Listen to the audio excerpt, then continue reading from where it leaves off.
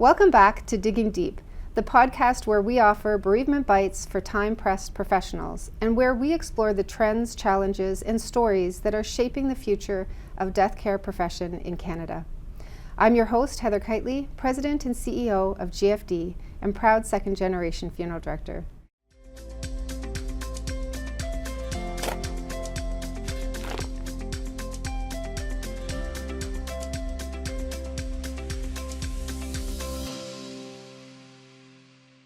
Today we're recording live from the British Columbia Funeral Association AGM and conference in Vancouver, BC. This is an incredible gathering of professionals that are dedicated to advancing the way we support and serve families through every stage of loss. In this episode, we're shedding light on the compassion, professionalism, and yes, innovation that define our work and the growing recognition that it's receiving from Canadians. Before we jump in, if you're enjoying the Digging Deep podcast, please make sure to follow, leave us a comment, and share this episode with someone in your life who might find it valuable.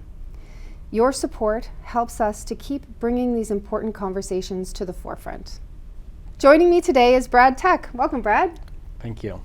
Brad is the Executive Director of the British Columbia Funeral Association and the former General Manager of Yates Memorial Services, a full-service, family-owned funeral home, cemetery, and crematorium with locations in Parksville and Port Alberni. Brad began his education with an honours degree from the University of Victoria. He then worked as a park manager in Wells Grey and Rathtrevor Provincial Parks before joining the funeral profession in 2016. Brad completed his apprenticeship in 2018, receiving top honors in law, funeral service studies, and an overall academic performance. Brad centers his life around three core values: family, community contribution, and lifelong learning.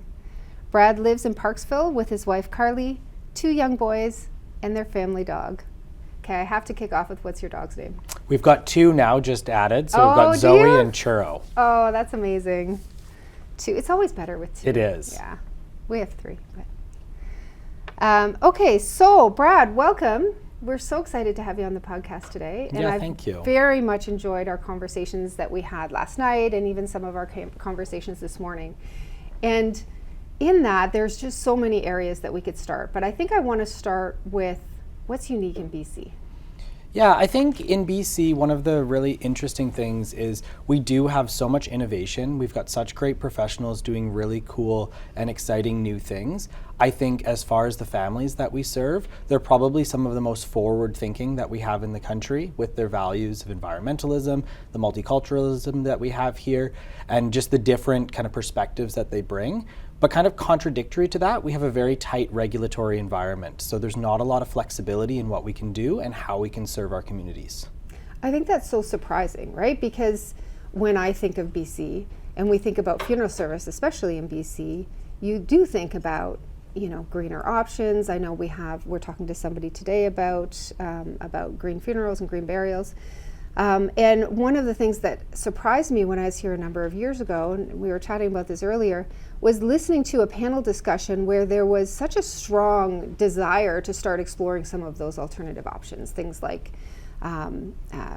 human composting. I know that we refer to it in a different way, but I think it's important for our listeners that we just speak really plainly about some of that stuff, and other innovative ideas. And what surprised me was that the response from, hey, can we start looking at and exploring some of these things, was just simply no. Yeah, I think in some areas it's a little bit easier for those conversations to happen because the legislation isn't written in language that is so clear cut as ours is. So here, really, to make any big change, you've got to open the act. And there's always a little bit of trepidation coming towards that because when the act opens, you don't want to create additional barriers and additional challenges to go through. Mm-hmm. We're regulated by consumer protection here. And so they look at things like home inspectors, movie ratings, payday loans.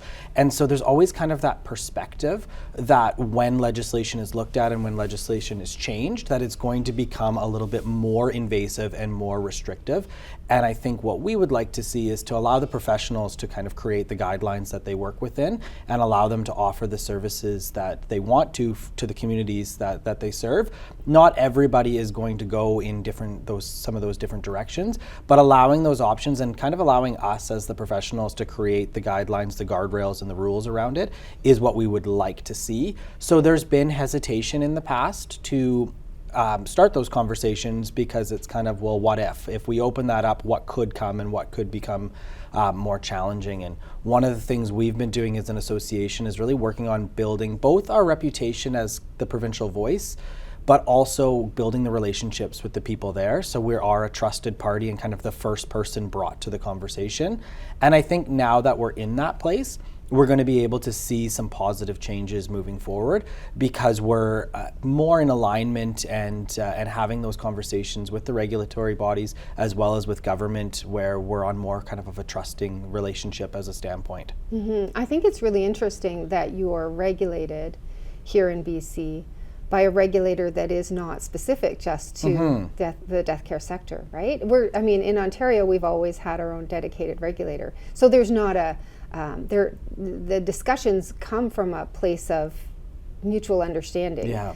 So not only do you have the burden of having to, educate the public and talk to the public about everything, but you actually have to, I imagine, educate your regulator as well. Because I can't imagine that they're jumping from, looking at one service provider that is doing something totally different and then having to go in and visit a funeral home. Yeah, and I think when you look at the leadership in the regulatory body, they've got a lot of people who have history. They were there as part of writing the initial acts. Right. They've been there and kind of side by side with us. But when you bring in new inspectors and people like that, they're very often brand new. Sometimes they come into a funeral home and they haven't been to a funeral home before. So they're working more on regulatory compliance rather than looking at how is this funeral home serving the community. Now, I don't want to say that we have a bad relationship with our regulators. I think that they do the best they can with the tools that are provided to them. I think it's more the model of how we're regulated. And when you look across the country, every province is different and unique in the way we do that. And funeral service never really fits in any particular ministry. And that creates a challenge because it's hard to figure out who should be the regulator, who should be doing that, and how do we make sure that the dignity of the decedent is protected, that the families are being served in a good way, but also allow for businesses to operate and professionals to do their work. Mm-hmm. And how do we get through that sort of stigma as well, right? Because I think that there's probably, in the minds of folks who are outside of the sector, who don't have any experience with funeral service or with death care, how do we get past that barrier of even getting people to the table to want to talk about it, right? It's kind of like, okay, it's the thing that happens that we never want to think about. And I think that government is no different. So yeah, I think we have to be louder. And so that's something we've done as an association. We've done a fairly large public relations campaign where really we're just letting people know the reality that, for every one of us in the room, we're going to have to deal with our own death and the death of the people around us. And we're going to need to plan and think about that. So letting people know that, hey, this is something that we need to talk about, being there in our community, being part of it and being part of those conversations. But I think one of the things we chatted about a bit yesterday was sometimes I think we're in our own way. Yeah. And we come like to the we conversation as in us. As in right? funeral professionals. Yeah, for sure. We come to that conversation with a chip on our shoulder thinking, oh, people aren't going to trust us, they're not going to like us, But we did some research along with our PR project and saw that the level of trustworthiness from the outset, before they even saw the marketing campaign, was fairly high. And it raised after the work that we did. And I think that's something we need to acknowledge and be a little bit more secure in, is to say, people do trust us in our communities. They look upon us in a time of need. And if we can enter those conversations knowing that we're a trusted professional and not feeling like it's an uphill battle from the start, we might be able to then go deeper in the conversation quicker than when we're battling ourselves from the beginning. Mm-hmm. And that aligns with the research that we've done as well. 65, I think even a little bit higher than 65% of Canadians trust the professionals in their community, which I think is an amazing statistic and speaks to the work that you and I know is happening every day in the communities where our folks are serving their families. And when I first saw that research, I remember thinking, like, why are we so apologetic, right? Why is it that we sort of tiptoe into these discussions with families? And and worry about how open can we be in terms of reaching out in our communities and having these discussions. I think, from my perspective, I think there's a real reluctance. And that's why the work that you're doing here to reach out to the public and amplify the amazing, stories that we have to tell about the work that people are doing in our communities is so important. And I've often wondered, does that reluctance come from the portrayal of the funeral director in the media, or does it come from our, one of the wonderful things about our people, I think, is that an innate humbleness and that innate, I'm here to serve when you need me. Yeah. And not wanting to upset people. What do you think? Yeah, I think you're right. I think it is that kind of humbleness and that community service value. And I think that's one of the unique roles that associations can play. We don't have anything to sell. All we're doing is trying to get people educated and let them know about all the options that exist. So we can be there and kind of amplify our members of what they're doing and how great of a job they're doing.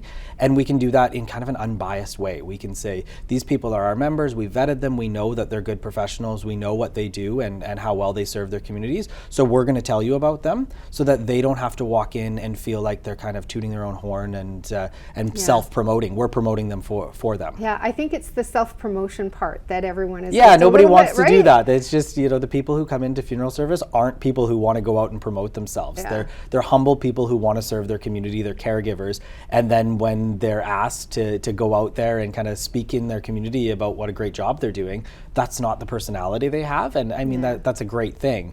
But it kind of hides sometimes some of the value that they bring into their communities. I think it's the thing that makes them wonderful, right? But it is also the thing, I think, that holds them back. Yeah. Talk to me about the initiative that you did with regards to the public awareness campaign. How was that received within your membership? Because I know sometimes even the idea of anyone doing any kind of self-promotion for the sector is often met with reservation. Was there sort of a universal, yes, please go ahead and do this, or was it like a little bit? Yeah, I think at the initial outset, there was a bit of question and wonder of, what are we doing? And what are you going to say? What are we going to say, Yes. and how are we going to do it? And then there's always the restriction of budget as well. If we have, 15 to 30 seconds on a TV commercial to tell a pretty big story. And so I think as that all developed and we partnered with a really great media firm, we had some creative people and interestingly, just like we find when we meet people in the community, the firm that we were working with in marketing, they were just dealing with a death, and it was in Prince George. They dealt with one of our members, and it was incredibly impactful the way that our member took care of that person's mother. Wow. The people who were writing the stories and kind of writing the copy for us, they had dealt with death and they had dealt with funeral professionals. And again, it's that story that whenever you talk to somebody who's actually experienced going to a funeral home, planning funeral arrangements, going to a service, they see and they appreciate what it is we do. So from the outset, the people who we hired to tell our story, they had been impacted by our members and directly in kind of the immediate time frame that we were doing that. So I think that helped them really capture that essence in that moment. And so then when we did it, I think people were happy to see that it's there, and we've built some really great partnerships that's come from there, and I think it's given us a little bit more of that voice. And then on the flip side of it now, when media articles start coming out, we're getting the phone calls from the news agencies and from reporters. They're asking us and calling us to say, hey, can you offer an opinion on this? We've heard that this is going on in your sector. And I think that was another one of our goals was, we're the association that represents funeral service here. We would like to be providing that messaging whether it's a crisis that's occurring or something new and innovative. And I think we accomplished that goal, which is really great. Yeah, that's amazing. What a great initiative. I think that it's interesting as we start to do some of this work for our members as well and figure out how can we help to amplify the amazing work they do. That reluctance, I think, too, comes from the fact that funeral directors are kind of like, well, I mean, everybody knows what we do, right? And I think that what we're starting to see in our consumer research is that I don't think people quite know exactly what we do. And I think that there's a lot of, what our research is showing is that there's sort of a lot of trepidation or folks are unsure of, what do I do when something happens? You know, who is it that I'm supposed to call? And I think that one of the things that you were saying with regards to the firm that you used having that experience, so many people will go through a good chunk of their life without having that experience, and that's something I think that's different, right, than it used to be in the past. And so how do we get that, almost this, I've talked about it on the podcast before, this idea of like getting people to test drive what that experience looks like so that they know what to expect when they're coming in. I think that's one of our challenges, right? Yeah, and I think pre-planning really is it's the essence of where we can educate and where we can show people what the options are, and it's so much more of a casual conversation when there isn't either an imminent passing coming or somebody has just died and now we're grieving and we're trying to make decisions. So I really think what we can do, the more we can educate people in the pre-planning process and the more we can get out there and let people know that it's a good thing to be doing and to get that kind of front and center, the better it will be for everybody. Because when you've pre-planned arrangements and you come into the funeral home, you still have to make decisions and it's still difficult, but you have a little bit of a guide there and you almost feel like you've got that person walking with you, showing you this is what I wanted, these are my values, this is what I cared about. And so you're kind of doing it with them and you're able to focus on the things that are really important. Like what music do I want to play? Who do I want to have involved in there? You're not thinking how many death certificates do I need because did mom and dad even have a life insurance policy and who owns the house and how does that all work? Those are the things that I think push people towards saying, I just want to make everything as basic as possible because I don't have the capacity to plan something on top of all the work that I need to do. Yeah, on top of those logistics, right? I don't want to have to think about, it almost makes it, well, we know that with human nature, the more stress people are under, the less ability they have to be creative, right? And we can only make so many decisions in a single day. So if we have to make decisions about death certificates, about estate planning, about figuring all of those things out, it's too late now at that point to now start initiating and say, hey, now I want to plan a celebration of life or a funeral or do something different. Yeah. So let's talk about some of those ideas that are happening out here. You had talked a little bit about innovation and some environmental changes or suggestions or ideas that are happening. Talk a little bit about what's happening in BC around that. I think what we're seeing in BC is there's enough public push that we're going to see new forms of disposition coming through when our act is reviewed. So we don't know if that's in a year timeline or a 3 to 5 year timeline, but we know that's going to be coming. So let's just tell our listeners for a second, what exactly are we looking at? Yeah, so the two major new forms of disposition that we hear about are alkaline hydrolysis and natural organic reduction. And there's no alkaline hydrolysis here in BC. Oh, really? It's been in Ontario for a while. Yeah, and it's because of the definition of cremation. Okay. So here, the definition of cremation is really clear about what it is and what it requires. And so in the places where it's been approved quicker, usually it's been approved kind of under the guidelines of we're going to follow the same rules as cremation, and you can do this process.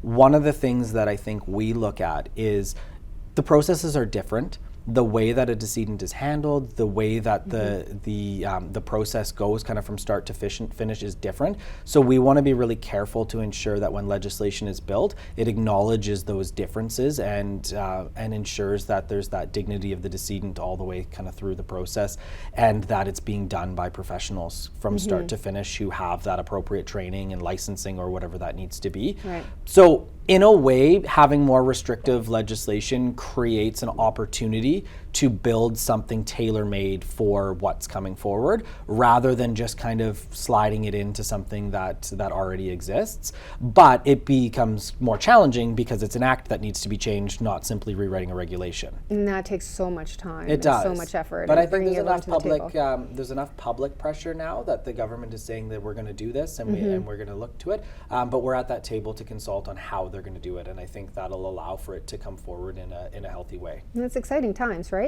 So we have alkaline hydrolysis. What else are we looking at? Natural organic reduction. Yeah. So that's. And do I understand? Sorry to interrupt you. That folks in Vancouver are actually going across the border to do that? Yeah, I think that the marketing of that is stronger than the actual reality of it. There really isn't a practical way to bring those remains back. So in BC, if you were to bring back remains that have gone through the process of alkaline hydrolysis or natural organic reduction, they're considered human remains under our act. So they need to either be cremated or placed in a cemetery. So when you're going... And there's so much, right? So, so the practicality is it's not restricted, but are you actually going to do that? Are you going to bring your loved one down to another, to a state, get them to go through that process and then bring back that soil and bury it in a cemetery, when we have green burial options kind of throughout the province, where you can do a similar thing. Right. If the end result is that you need to inter those remains, why wouldn't you just inter the remains from the beginning? So sort of more hype than real. Yeah, I think so. It's just the practicality of it is it's challenging and it's expensive. And when you're looking at the environment as your number one value, transportation is huge. So looking at local options, I always kind of look at it and think there's probably going to be a mosaic of solutions for depending where you are. If you're urban, if you're rural, there's going to be different ways that are most appropriate, that honor your traditions, your culture, your religion, and also that environmental value. So I don't think we're going to see any one form of disposition kind of push as the most popular and where everybody heads towards. It's more just having those options available so that when a family comes to the funeral home and they ask for it, we can say, yeah, this is what we can do in that realm. And time, it takes time for people to embrace change anyway, right? So is there anything on the service side that is new and innovative that's happening out here? I think what we're seeing is the role of the funeral director, the type of services that we offer. I think that we've really taken on that identity as really an event planner. And so you see it changing from sort of that. Yeah, there's a little bit less structure of saying like, we have service A, B, and C that you can choose what from, package and this would is you what like? we're going to do. To saying, you're sitting down in a conversation and saying, what would you like? How can we best honor your loved one? And we see that in all the different business models here, that everybody kind of approaches it from a family first mindset of what do they want, how do they want to see things go, and then kind of build and cater it towards them. I think that when we had all of the restrictions come in on how many people could go to a funeral, who during could COVID, attend during COVID, yeah. I think what it really did was it kind of revamped the want and the need for funeral services. I think we saw there was a bit of a decline. You take for granted what you have. Yes. Then it's taken away from you, and then you realize, that was really important. We need to do that. And I think from what I'm seeing anyway, and what I'm hopeful to see, is that there's kind of a pushback to say, we need to celebrate these times. We need to grieve together. We need to do this. This human connection is important. And I think that our members are really great at finding ways to connect with their communities and to offer those services that work for them. What an amazing conversation, and I think a really great place to stop, right? Like we have that idea of your folks in BC that are at the forefront of changing the hearts and minds of the folks that they serve in their communities and really listening to them and bringing ideas that are forward. Just before we close, is there any last things that you want to say to our listeners? No, I don't think there's anything huge to do. It's it's just be confident in who they are. We all know why we got into the profession, and when we live those values, I think we really do serve our community in the best way, and that's what it all comes down to in the end. Yeah, so our folks who are listening, I'm going to speak to them for a quick second, and this is really for the folks that are on the front line in our death care profession. Don't be afraid to talk to people. People want to hear what you have to say, and it's coming from a place of trust already. And so I think have courage and reach out, because people want to know, right? Yeah. And that's, I think, the piece that's missing, is that I think that wanting to know, as opposed to assuming that they know, because we're in it all the time. I think that's the sort of the gap. Awesome. Okay, so we are at the end of this episode of Digging Deep. Thank you so much for joining us, Brad. As we've heard today, the commitment death care professionals make to empathy, innovation, and personalized care does not go unnoticed by our Canadians. It's shaping new, more positive perception in our sector, and as cultural attitudes continue to evolve, so too does the opportunity to lead with integrity and compassion. And I think that you've brought a really beautiful voice to that today, Brad. So thank you so much. Yeah, thanks, Heather. Yeah, it's been great having you. Thank you. If you found today's discussion valuable, be sure to follow, leave a comment, and share Digging Deep with your colleagues. Your support helps us to continue to bring important conversations like this to our profession. Until next time, I'm Heather Kiteley. Keep digging deep.